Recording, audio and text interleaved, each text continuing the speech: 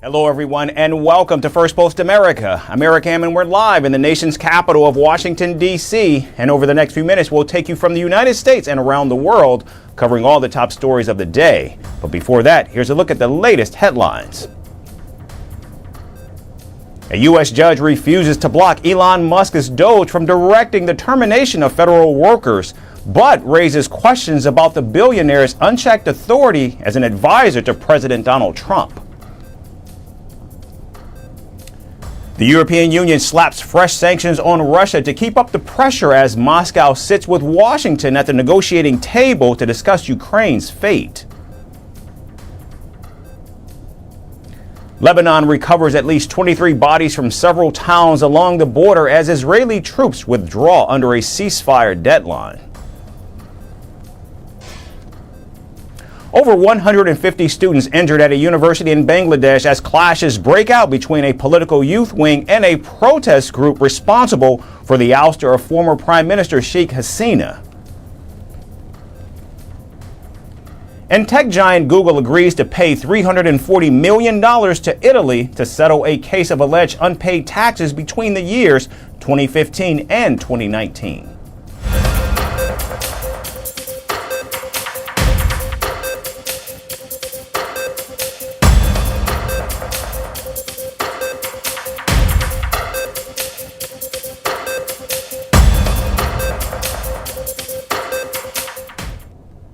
We begin in the United States, where President Donald Trump on Tuesday falsely accused Ukraine of starting the war with Russia that has killed thousands of people. During a press conference in Florida, President Trump said Kyiv should have struck a deal with Moscow to avoid the invasion 3 years ago. And I think I have the power to end this war. And I think it's going very well. But today I heard, oh, well, we weren't invited. Well, you've been there for 3 years. You should have ended it 3 years. You should have never started it. You could have made a deal.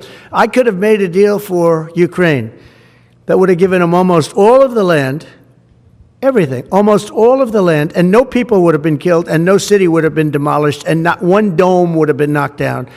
But they chose not to do it that way. And President Biden, in all fairness, he doesn't have a clue. What he was so bad for this. He was so bad, so pathetic. It's so sad. Now, President Trump's remarks came after Ukrainian President Volodymyr Zelensky complained about being cut out of the first U.S.-Russia talks on ending the war. The meeting between top American and Russian diplomats was held in Riyadh, Saudi Arabia, but Ukraine was not invited. This Russian-American meeting in Saudi Arabia was a surprise for us, just like to many others. Yes, we saw all this information from the media. I don't know who will stay there, who will leave, who is going where. To be honest, I don't care. What I care about is for the partners to overthink something about us. Clearly visibly upset with President Zelensky, the commander-in-chief increased pressure on Ukraine to hold elections, a demand that Russia has been making for quite a long time now. The Ukrainian president was elected in 2019 to a 5-year term, but has remained in office amid the imposition of martial law in his country when the invasion began. Well, we have a situation where we haven't had elections in Ukraine, where we have martial law, or essentially martial law in Ukraine, where the leader in Ukraine, I mean, I hate to say it, but he's down at 4% approval rating. And yeah, I would say that, you know, when they want a seat at the table, you could say the people have to, wouldn't the people of Ukraine have to say, like, you know, it's been a long time since we've had an election. That's not a Russia thing. That's something coming from me and coming from many other countries also. Meanwhile, European nations are concerned that President Trump is giving too many concessions to Russia only to secure a peace deal that he promised during his re-election campaign. However, the president has insisted that he wants to achieve peace and end the conflict, adding Russia also wants to end the bloodshed. Now, during Tuesday's press conference, President Trump also hinted at meeting Russian President Vladimir Putin by the end of this month. Russia talks, your impression of how they went today, and if you're perhaps more confident or less confident of a deal after what happened today? Well, much more confident. They were very good. Russia wants to do something. They want to stop the savage barbarianism. I mean, what's going on over there? It's soldiers are being killed by the thousands on a weekly basis. It's ridiculous. Now, quite frankly, it's becoming increasingly unclear how either side can achieve peace given the level of enmity and discord over these initial talks. President Zelensky and President Trump appear dug in on opposing views for ending the war, and should it continue, a Trump-Putin meeting might just be a summit that leads to nowhere. And staying in the United States, President Donald Trump has questioned the purpose of providing millions of dollars in aid to India. This comes after the Department of Government Efficiency, or Doge, led by Elon Musk, canceled $21 million in funding intended to help increase voter turnout in India. Defending the department's decision, President Trump said India is a high-taxing country and it already gets a lot of money from other sources. $21 million for voter turnout in India. Well, why are we giving $21 million to India? They got a lot of money. They're one of the highest taxing countries in the world in terms of us. We can hardly get in there because their tariffs are so high. I have a lot of respect for India. I have a lot of respect for the Prime Minister. He just left, as you know, 2 days ago. But we're giving $21 million for voter turnout. It's voter turnout in India. What about, like, voter turnout here? Oh, we've done that, I guess. We did $500 million, didn't we? It's called the lockboxes. On Sunday, Doge published a list of foreign aid programs funded by American taxpayers' money, saying that the funding for all of them was being scrapped. Now, this included cutting $486 million in aid to a consortium for elections and political process strengthening, a nonprofit organization that aims to support elections and political transitions globally. Along with India's voter turnout, the consortium also worked on inclusive political processes in Moldova. Doge's announcement came just days after Indian Prime Minister Narendra Modi held bilateral talks with President Trump at the White House. Standing next to the Indian leader during a joint press conference, President Trump criticized India's trade barriers and said reciprocal tariffs would be a fair way to tackle them. It's been, to us, just about the highest tariffed nation anywhere in the world. They've been very strong on tariffs, and I don't blame them necessarily, but it's a different way of doing business. It's very hard to sell into India because they have trade barriers, very strong tariffs. We are right now a reciprocal nation. We are going to, if it's India or if it's somebody else with low tariffs, we're going to have the same. We're going to have whatever India charges, we're charging them. Whatever another country charges, we're charging them. So it's called reciprocal, which I think is a very fair way. Now, the announcement of reciprocal tariffs has now fed anxiety in India's export sectors from automobiles to agriculture, with losses expected to reach about $7 billion a year. Now, New Delhi is waiting to learn the full economic impact of these tariffs, which will likely be imposed in early April. And Vice President JD Vance has sparked a major transatlantic debate by accusing Germany of suppressing free speech and unfairly targeting right-wing voices. His fiery criticism followed by a CBS report showing German police raiding a home over an offensive meme. Criminalizing speech is Orwellian, Vance tweeted, warning it could further strain the U.S.-European ties. However, the backlash was swift, with German leaders rejecting his claims. As Germany heads into crucial elections, tensions over free speech and national security remain very high. Our next report dives into the controversy.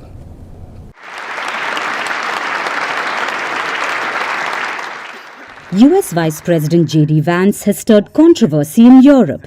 His comments on Germany's free speech laws have triggered fierce debate. At this conference, of course, to discuss security. The U.S. Vice President claims Germany suppresses speech and unfairly excludes right-wing voices. And his remarks come just days before Germany's elections, adding fuel to an already heated political climate. But the controversy erupted after CBS aired shocking footage. The clip showed 6 armed officers raiding a home in northwest Germany. They confiscated a suspect's laptop and phone over a single meme. Soon after which, over 50 similar raids took place across the country, sparking outrage. Vance condemned the crackdown in a fiery tweet. Insulting someone is not a crime, he wrote. Criminalizing speech will strain US-European relations. This is Orwellian. His words resonated with many in the United States, where free speech laws are far more lenient. American conservatives called the raids dystopian and authoritarian. Germany's speech laws are among the world's strictest. Section 130 of the German Penal Code criminalizes incitement to hatred and Holocaust denial. Offenders face up to 5 years in prison. Chapter 14 punishes defamation and insults, including those against the dead. Sections 86 and 86A ban Nazi symbols and propaganda. The 2017 Network Enforcement Act forces social media platforms to delete hate speech quickly or face massive fines. But suppression of freedom of speech is not the only thing that Germany is suffering from. There has been an increase in racist attacks, which are being attributed to the rise in online hate. This hatred has always been there, only people have not dared to say and express it so openly, and now they have a reason, something like that where they justify themselves, perhaps to themselves and to others.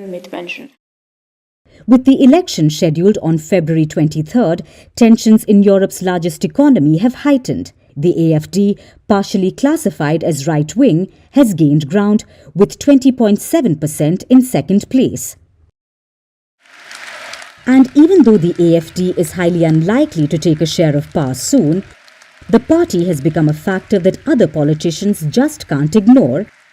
And even though the AfD is highly unlikely to take a share of power soon, the party has become a factor that other politicians can't ignore. It has even helped shape Germany's debate on migration. Illegale Migration und Rechtlosigkeit beenden. Ending illegal migration and lawlessness, deporting criminals and those who have entered the country illegally, restoring security in public spaces. Quite simply, enforcing law and order. I will repeat it once more. We want something to finally change in our country and for us to finally be able to live in safety again. We never want to grieve with a mother who has lost her son in such a senseless and brutal way ever again. Now, this debate over free speech has spilled across the Atlantic. Many see Germany's laws as a censorship nightmare. Meanwhile, in Germany, officials argue they are protecting democracy from extremism. This democracy was questioned earlier by the U.S. Vice President for the whole of Europe. He spoke of the annualization of democracy, and, if I understood him correctly, he compared conditions in parts of Europe with those in authoritarian regimes. Ladies and gentlemen, that is unacceptable. However, social media erupted with opposing views. On X, users denounced the raids as Nazi-style policing, while some even called for the US to reconsider its alliance with Germany. As Germany heads to the polls, the debate rages on. Vance's remarks have deepened the divide between Europe and Washington. Whether his words will leave a lasting impact remains uncertain. But one thing is clear. Germany's fierce battle over free speech, democracy and sovereignty is far from over.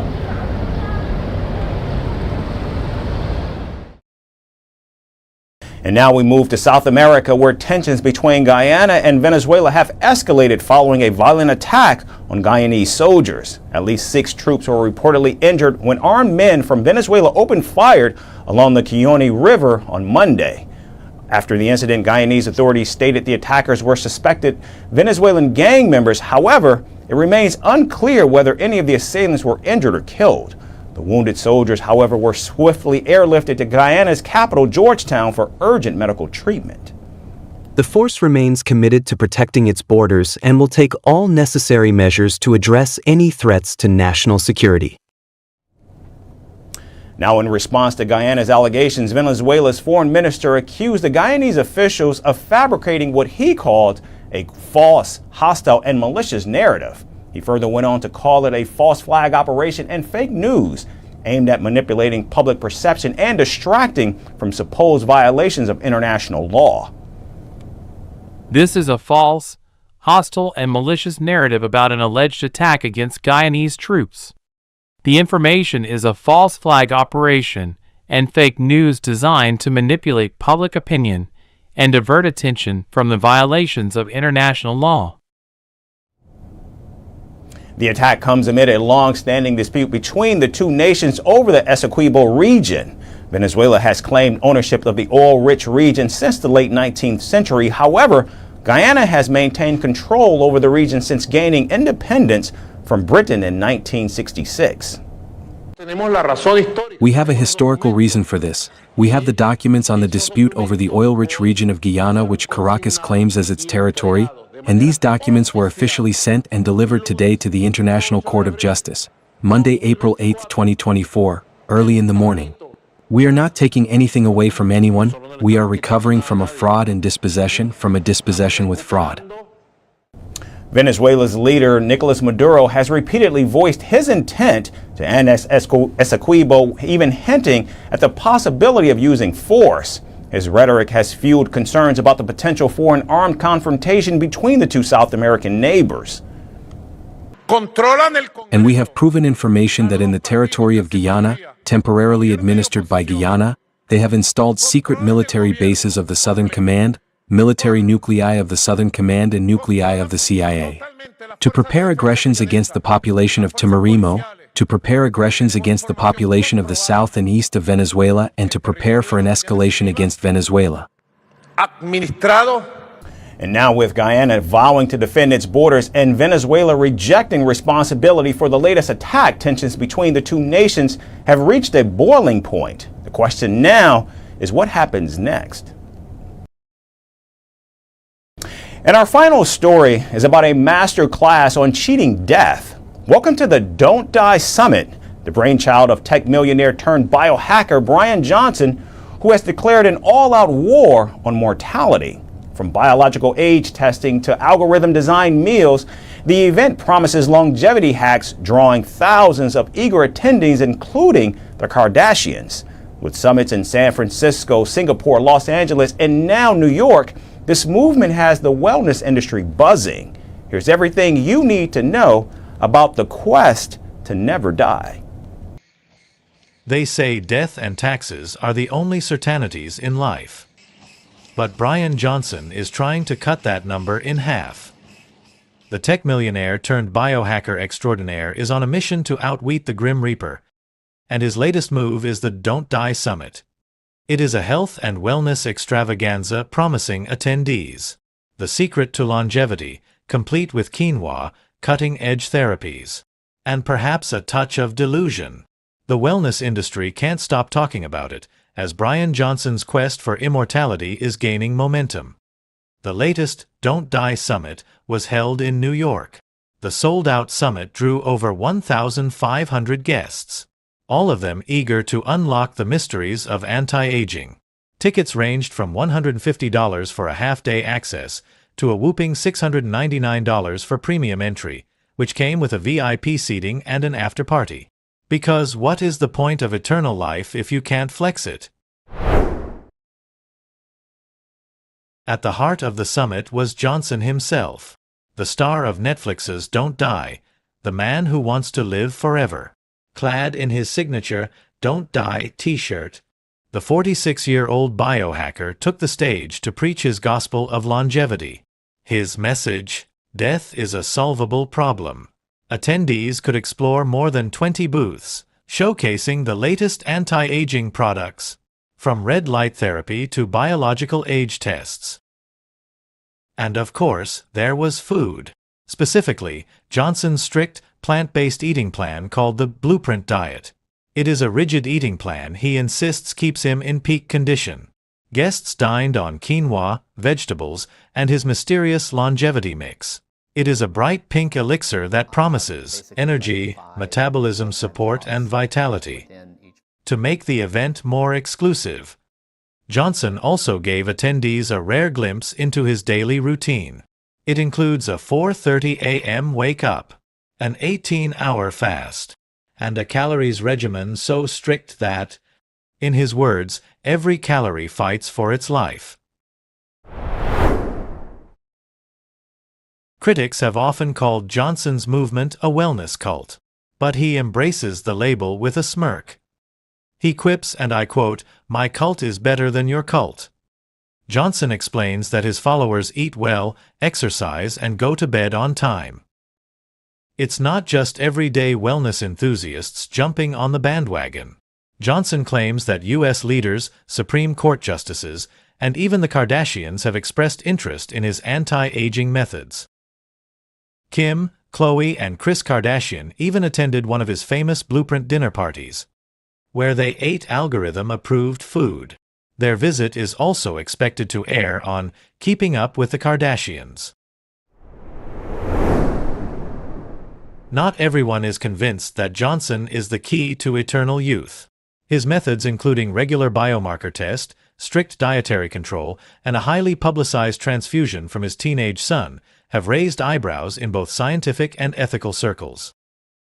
His latest stunt? Sharing data on his and his 19-year-old son's nighttime erections.